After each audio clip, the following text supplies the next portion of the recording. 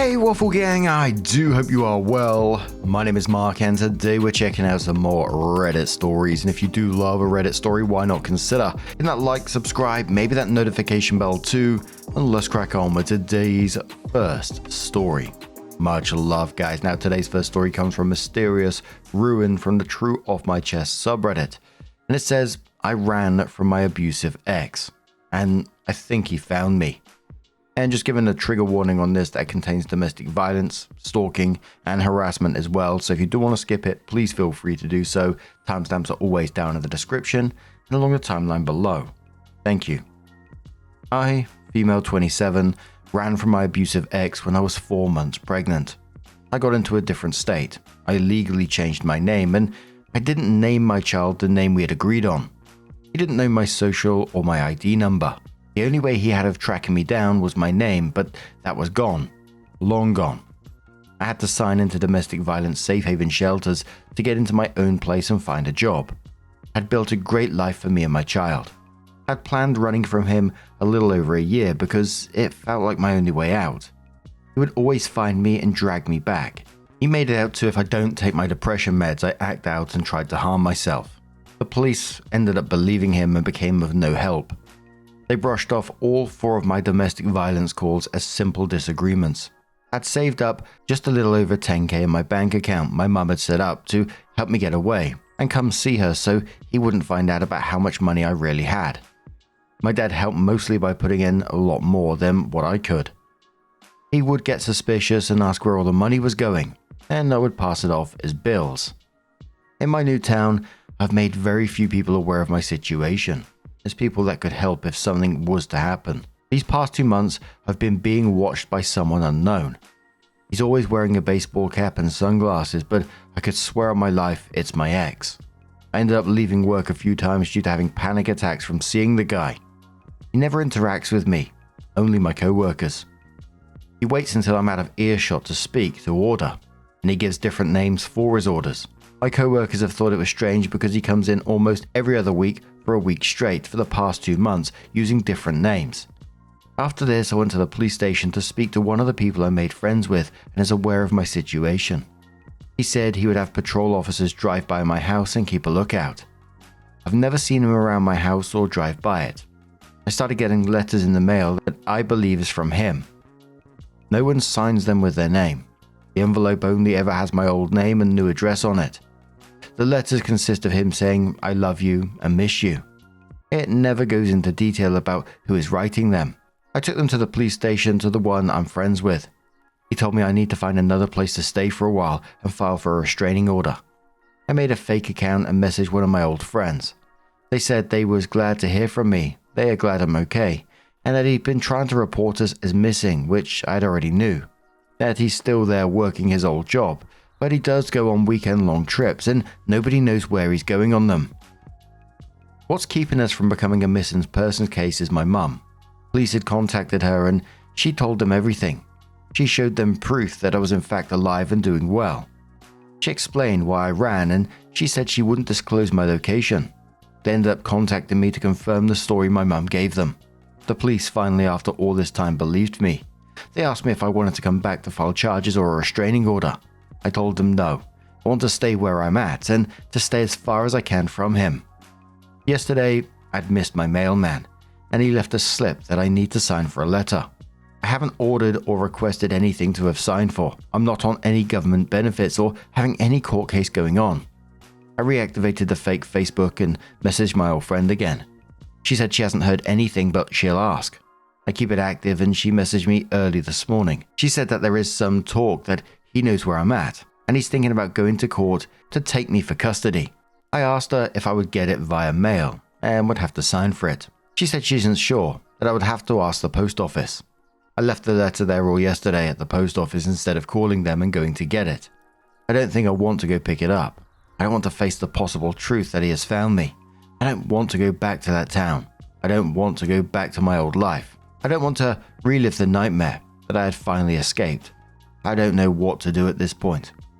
Edit. I just want to say thank you first for all your kind words and advice you've all gave me.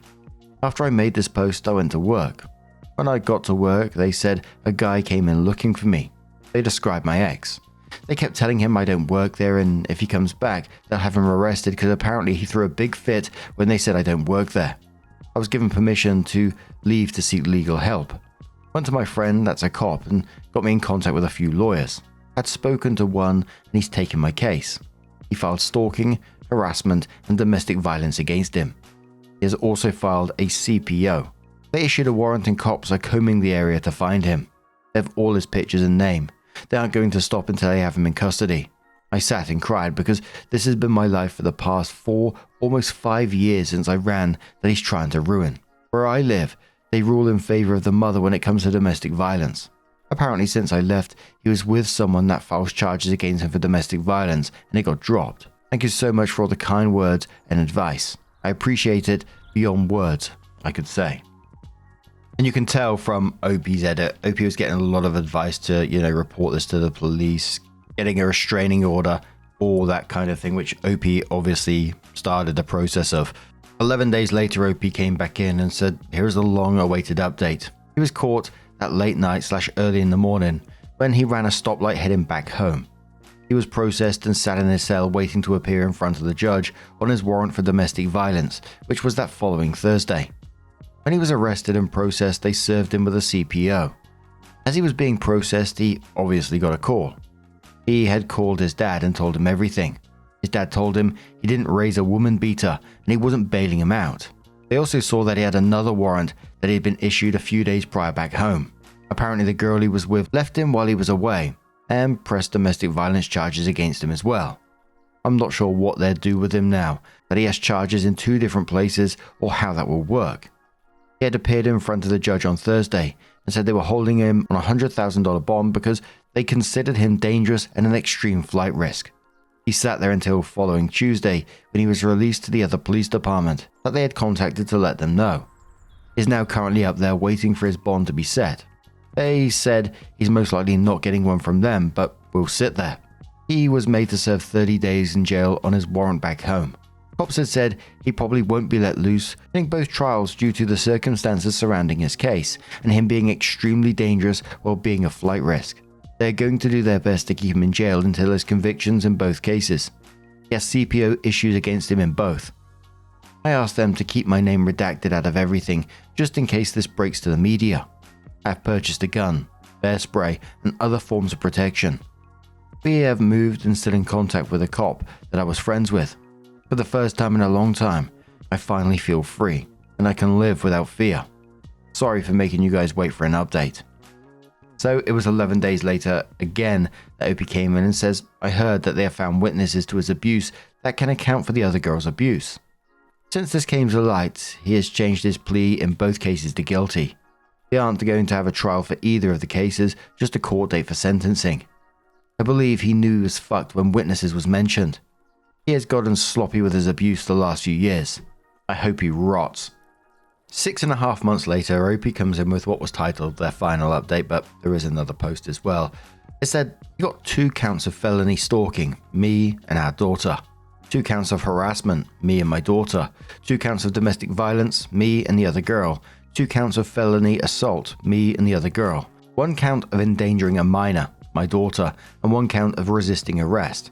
They hit him with everything they legally could. This is what he got for each charge. 2 counts of felony stalking, 2 years, a year for each charge.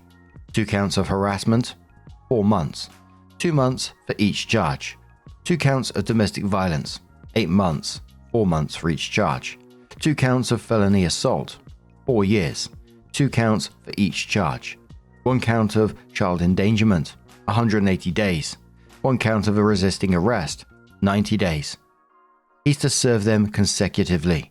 They didn't punish him with a max sentence on the felonies because he pled guilty and waived a trial, just took the sentencing. They wanted this done and over. The sentencing took a little longer because where it was between 2 states. He'll serve all his time in 1 state, then transfer to another and serve his time there.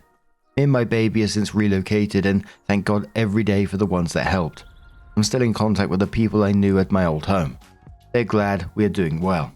So then 4 months later, OP comes in one more time and says, "Life after I ran from my abusive ex. Long time no see. After the sentencing, me and my baby felt relieved.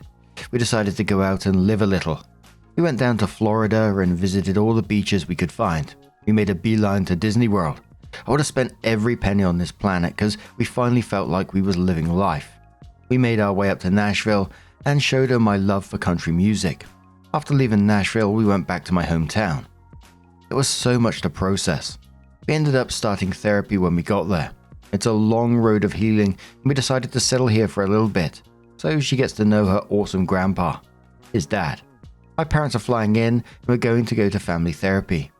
I plan to go back to my home, but right now I want to heal in the place I got lost in and broke. I feel pulled here to heal, to gather myself, and find a way to let my past here go. I feel like I won't be able to move on if I don't. I'm glad he didn't affect our child very much.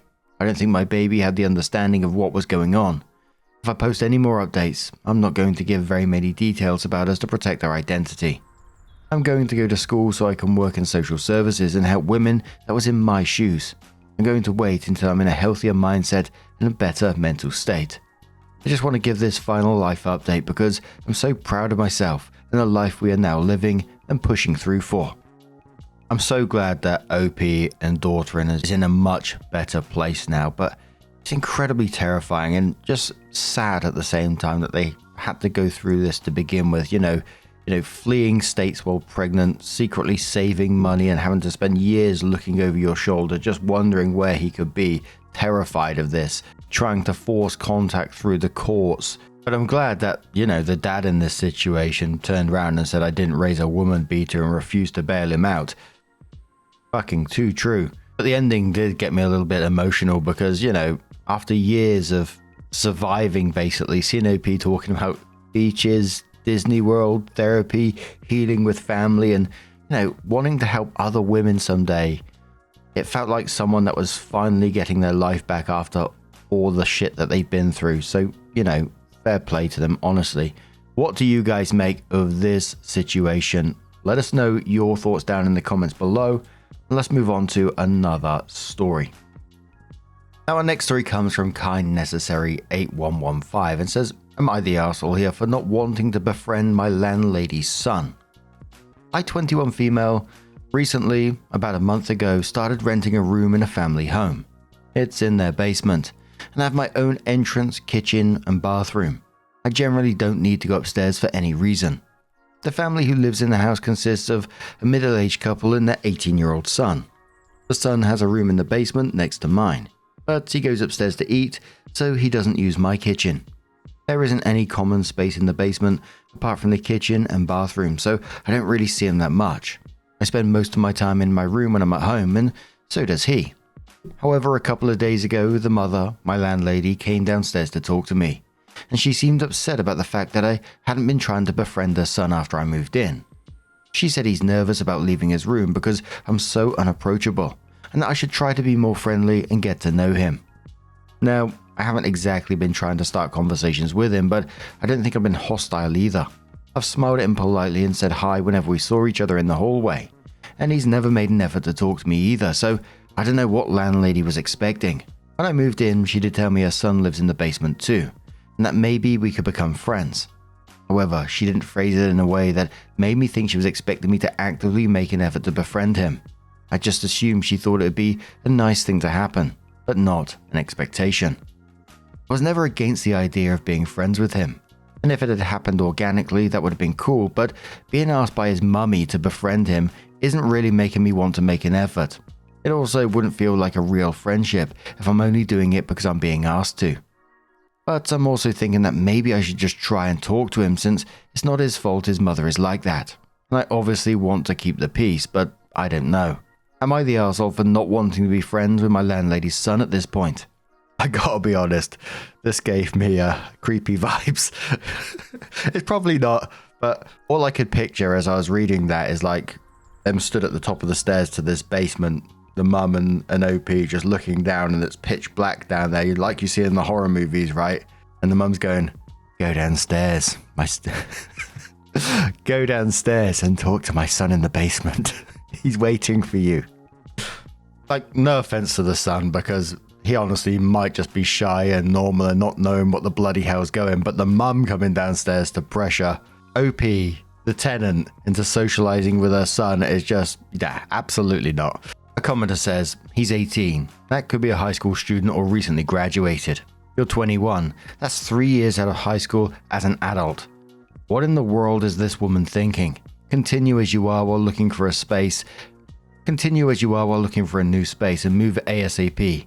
Trouble ahead, avoid it. Yeah, absolutely trouble ahead. OP says, the son is in high school and I'm studying to become a nurse and work as a bartender during weekends. I've never been invited upstairs. The dad and son seem normal. The mum is basically the only one I've had an actual conversation with. When told to keep her door locked, Opie says there is a lock on my door, but honestly, I'm not really worried about the son. He hasn't been giving me bad vibes or anything, just seems like a typical teenage boy gaming in his room. Dad also seems normal. Mum is the only crazy person as far as I'm concerned.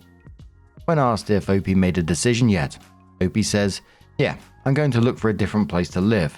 Also, since my landlady has tried to impose new rules several times that weren't discussed when I moved in or mentioned in my lease, such as me not being allowed to come home after 10 p.m. And absolutely, it isn't a problem when I get off at work at 7 a.m. because then they're already awake when I get home. But I don't know what I'm going to do when I get off at 1 a.m. or something. I think I'm going to just have to avoid those shifts until I find a different place to live. So OP does come in with their update and says, so I moved out. My problems with landlady only got worse. When I moved in, she told me I was allowed to have guests over as often as I liked. But then later, she changed it to twice a week after I had a friend over for several days in a row. With everything else going on, I couldn't help thinking she was trying to force me to spend less time with my friends so I'd be more likely to want to talk to her son. This also wasn't the first time she suddenly added new rules after I already signed the lease. She also asked me to not come home after 10 p.m. because their dogs would bark when I walked in the driveway. I would not have moved in if this rule was mentioned before I signed the lease, because I work as a bartender, so it's not really an option for me to never come home after 10 p.m. All your replies really validated my concerns and confirmed that I was not overreacting. So I started looking for different living arrangements. I talked to my friends about it and one of them immediately said he'd actually been considering renting out a room in his apartment to save some money. So I moved in with him 2 weeks later. Landlady seemed quite happy to get rid of me if I'm being completely honest. According to my lease, I was supposed to put in a 4-week notice, but when I told her I'm moving out, she asked me how soon I could do it. Maybe she's going to try and find someone else to set up with her son, because her plan didn't work with me. Anyways, not my problem anymore. Too true. And I'm glad OP said that at the end, because that was absolutely my thoughts at the same time. Get rid of you, get someone else in. It's going to be another unsuspecting girl of this situation. But I do wonder how much the son actually knows about this. Bloody hell. He may be in on it, he may not be. But imagine this guy actually does get a girlfriend one day, what that mum is going to be like. Holy shit. Scare him away quick as you like, right? But what do you guys make of this situation? Let us know your thoughts down in the comments below. And let's move on to another story. Now our next story comes from educatedvegetable from the anti-work subreddit. And said, notified my work weeks ago I'm leaving for a family vacation in July. Tickets were bought, non-transferable, and they are panicking, begging me to cancel. This whole situation is absurd and I need a sanity check. I work in admin in a niche but important multinational industry. I am a knowledgeable, reliable cog, and I pick up a lot of slack as we're incredibly short-staffed with plans to add more because it's working out fine for right now. Blah blah. My boss is going on vacation, and she and I were comparing dates and I realized they line up. She immediately told me I had to cancel. I told her I can't. Things are non-refundable. Since I'm a cog, I never considered my manager's schedule. That is not my job. She told me she could deny my PTO and if I go, I would be released. Great. I go to a boss and say, let's make a plan. They say, okay, great, and I build a schedule for task coverage, including him taking a few hours each day to sit at my desk and doing my in-person job of fielding industry questions, or taking their info and I'd follow up later. And I offer to log in, paid for a couple of hours every day to help support. He says, cool, I'll present this to the higher-ups. My boss's boss told me that the higher-ups think that he's too important and high-paid to sit at a front admin office for any amount of time. Then the board comes up with a great idea. We'll just offer to reschedule my vacation. They offered a few $100 to cover scheduling fees. I calculated the fees. They are way more than a few $100s. Talking thousands as hotels, travel, transport, everything for 4, I book in advance so I can just relax. We do this because it's not just my life, but my partner's summer schedule and his 2 kids, and their crazy schedules with sports, split custody, their bio-mum's vacation plans, a whole thing. They asked me to cancel it and go some other time. I said a firm no. The kids are finally old enough to comfortably travel internationally. They're excited, and I'm not telling them we can't go because work won't let me. Huh? My thing is, I'm a cog.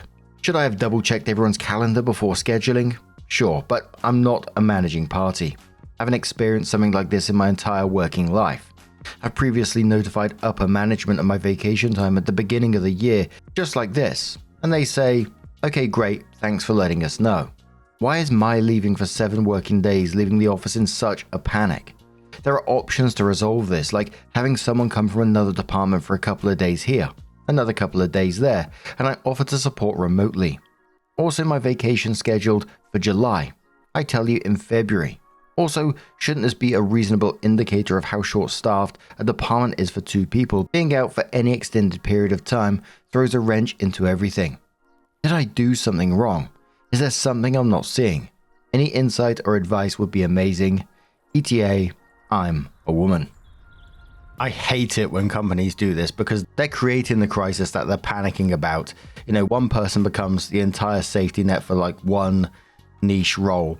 I worked somewhere kind of like this where they'd give someone maybe an hour of rush training before I went away for holiday, and then the second I left, everything would sort of just collapse and my phone would start exploding nonstop.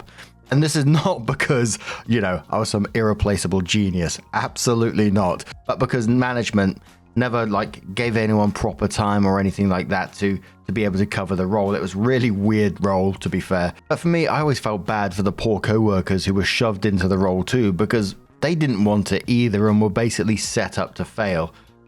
Which I know isn't my bad on my part, but I would answer the phone for them because, I felt sorry for them. I know ultimately I should have just let it fall apart because it's enabling it, right? I just felt so sorry for the people that were covering those positions. But I don't blame OP at all here. Notice was given months in advance, offered remote support, offered a coverage plan, offered solutions. Meanwhile, management is just being dickheads about it. A commenter says to OP, July is ample time for them to figure out a temporary situation. If they truly can't because you're just that unique, then they can't exactly fire you. Commenter says, sounds like a good reason for a very healthy raise, in fact. Another commenter says, maybe your boss is too important and high paid to have a vacation. Commenter says, I love how the boss rescheduling their vacation was never an option. Another one says, just imagine if you're in an accident and were incapacitated. They'd have to figure it out. Never think you're so indispensable you can't be replaced. You can and will be without thought. Opie says that's a good point. Commenter says, take your vacation. Say out loud to them, if you can't do without me for 7 days, what will you do without me if you fire me? Opie says I did. They told me I was a valuable employee, but ultimately replaceable, and should start looking for other work. Opie comes in a month later and says, interesting update in this saga. Original post linked, hopefully. And I need another sanity check. Summary, I notified my workplace in March that I'd be going on vacation in July. Dates overlap with my bosses, who panicked and told me she would deny my leave and it would be job abandonment. Cool. So, some time has passed and upper management is absolutely begging me to reconsider, reschedule, cancel, anything so that I'm here for the time our dates overlap. Overlapping time? 5 work days. They keep telling me they have to consider the needs of the business, that they will pay for rescheduling fees, in the thousands. They keep asking me to pull up or answer for my personal calendar to cajole me into rescheduling to come back early to cover some of the time. They keep saying, but you know how busy it gets, look at your metrics. On top of this, we had 2 people leave the department in as many months, and we are being told no additional personnel will be hired. The reason why no one is being hired is because I've absorbed most of the workload, and see, it's fine, we don't need more people. Great. The thing is, I know how busy it gets. That's why I booked a family vacation during the slowest time of the year and told you all in March that I wouldn't be here. I wasn't asking. I feel like I'm going crazy with 6 people telling me I'm being unreasonable, inflexible, and putting them in a bad position. I even made a temporary schedule for other departments to cover my work for that time. Again, 5 days, and was told it's not going to be considered because other departments are really short-staffed. It just really is making me feel like all personnel issues are falling onto me. The thing is, I'm looking at the job market right now, and it's bleak out there. Recession indicators waving red flags. Sure, I could get a new job, but not at my pay scale or in my field right away. I'm seriously considering making my part of the family trip shorter so I can come back early. Do I hold strong, or do I let them bully me into changing my vacation plans so I have job security? Seriously asking, because I feel like I'm actually going crazy from stress. Commenter says, if they can't live without you for the duration of your vacation, what sense is letting you go? Commenter says, piggybacking top comment to add, if you fold on this, they'll expect you to fold on absolutely everything moving forward.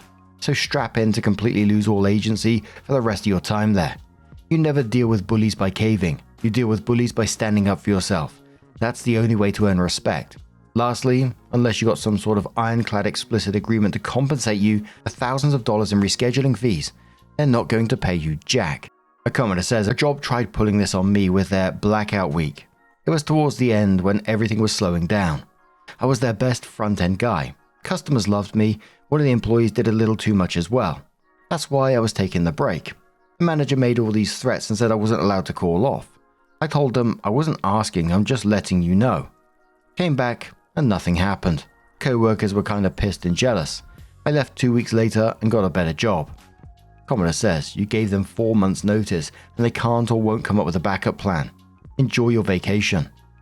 Another one says, you gave plenty of notice. If they legit cannot cover for 5 days, there are serious structural issues with this company. Also, they can absolutely cover for 5 days. It is unlikely that they will fire you right away for this. However, you should look now for the next employer. You have to ask yourself if you want to work for a company that treats you like that. Opie says, yeah, that's where I'm ultimately leaning. At this point, I have such a bad feeling about this whole thing and questioning if my own sanity is worth the cost of staying employed here, and it just isn't. The commenter says, yeah, if I had to guess, Opie does the work of multiple people, and they're too greedy to hire more people so they can be okay with Opie gone. If your company can't run without you, you should be rich as fuck. A software company I worked at wouldn't bother me while I was on vacation unless it was about certain systems that I built myself, and they had exhausted all of their resources. In all the years I worked there, they emailed me 2 times, and both times I paused my vacation for 30 minutes to fix something for them, and they'd always give me a fat bonus for not leaving them high and dry. So Opie comes in 1 month later and says, final update. Hopefully I linked the post correctly. Thanks to all who commented or interacted with me on the previous posts. All comments were read, considered, and offered many perspectives I didn't consider, so thank you. In short, I notified my employer months in advance that I was leaving for vacation. They needed coverage for 5 days, and they told me that if I went, I would not have a job when I returned. Cool. After some reflection and your encouraging comments, I decided to look for another job in the industry I work in. It's pretty niche, so the major players know of or have met each other. I have reached out to a vendor of the company I currently work for, and they immediately offered me a position, fully remote and at the same pay scale. They said I can start now, later, whenever. They are stoked to have me on the team. They mentioned I have a great reputation and all of our vendors' interactions have been positive, and because they were a vendor, they couldn't approach me, but they were happy I reached out to them. I'm over the moon. I gave my current position a month's notice. I'm training my replacement over the next 2 weeks, taking a short break and then starting my new remote position. And I get to keep my vacation with no hassle. All in all, I'm really happy how this all worked out, and not sure if I'd have pursued anything new without my current position treating me so poorly. So honestly, kind of have to thank them for opening my eyes. Feel the force, Harry asks. How did they react to you leaving? If they can't cover you for 5 days, I would expect them to panic even more over replacing you. Opie says they were mostly resigned. Made a counteroffer, but I respectfully declined. They asked if I could stay an additional week, and I also declined that, saying I wanted to re-establish my routine with a new company, and that I wanted to focus on my growth there. I thank them for everything I've learned while with them, and the opportunity to move on wouldn't have been a possibility without them, which is true. These last couple of weeks have been a mad scramble for them to get a replacement. And frankly, they're in for a fun awakening when they realize they had taken on the job of about 3 people. but this workload will be up to management to decide how to allocate. Not my problem anymore. Commenter says, yay, I love it when everyone gets what they deserve. Congrats on the new job. Another one says the new recruit she is training probably doesn't deserve this, but hey, maybe after this company will treat its employees better. Doubtful though. Commenter says bad management never learns. They deserve to get fired but rarely do. Best talent leaves because of bad management, always. It's either unfair wage to a top performing / most knowledgeable person, general disorganization causing the team to be excessively stressed out and so on. A bad manager can make the easiest job hell. Another one says, please make sure to thank your current role for prompting you to see what was out there, and congrats. And one more says, I know a lot of people are saying you're being too kind here, but this is exactly the sort of situation where I don't think a fuck you on the way out the door serves you. It's not about your employer deserving better, although the kindness to your replacement is the sort of thing would pay benefits in a just universe. But it's really easy to say burn it down to someone else. Yeah, and there was a lot of comments, saying just leave them high and dry and all this kind of stuff. But I feel like the last comment is the right approach. OP was respectful on their way out, and that was probably the best way, especially if you're in a niche job and, all the different companies know each other and all this kind of thing. Word does get around, so it's probably best to be on the cautious side with that kind of thing. And besides, OP won in the end. New job, remote working, all that good stuff. Good on OP, I think. But what do you guys make of this situation? Let us know your thoughts down in the comments below. Now, just a huge thank you for being here today, getting involved in the stories. Your love, your support, your time, it always means the absolute world to me. So thank you so much. And hopefully, I'm going to see you in the next one. Take care and much love. Yeah, man, I remember being so naive when life was good, weather and palm trees. Back in the day, you were everything I need. But then along came a time when you crushed my dreams. Oh yeah, you played me like a fool when you made me believe that the line between love wasn't thick enough to read. Oh yeah, you see we in despair, crime everywhere. You're selling false hope cause you just don't